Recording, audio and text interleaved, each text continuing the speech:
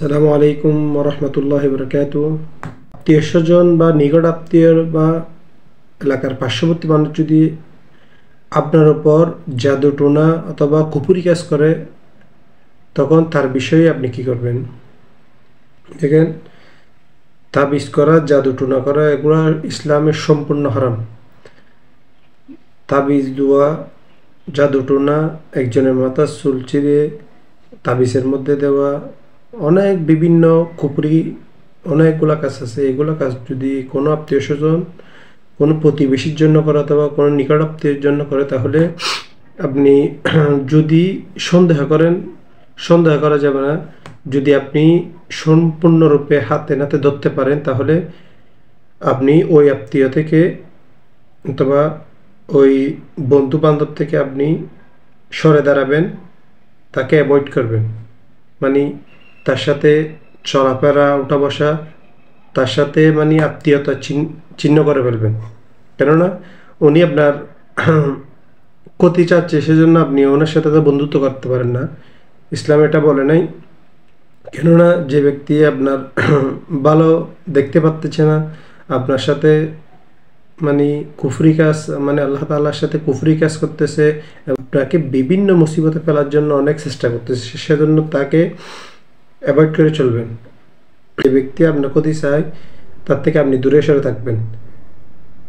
ইসলামে তো আপনাকে এটা বলে নাই যে যে আপনার ক্ষতি চায় তার সাথে দোস্তি করুন, মহাব্বতি করুন, এটা বলে নাই।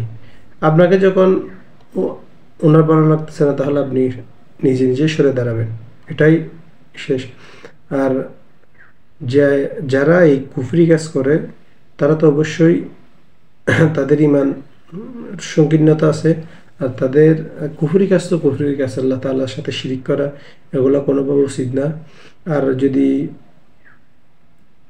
আপনার কোনো তাবিজ দোয়ার মাধ্যমে কোনো কিছু লাগে, তাহলে কোরআনের মাধ্যমে আল্লাহ তাআলা বলেন, ওয়ানুনাজ্জিলু মিনাল কুরআনি মা হুয়া শিফাউন ওয়া রাহমাতুল লিল মুমিনিন। আল্লাহ তাআলা কোরআন নাজিল করছেন তো মানুষের সেবার জন্য, মানুষের সুস্থতার জন্য। এই কোরআনের মধ্যে সব কিছু আছে।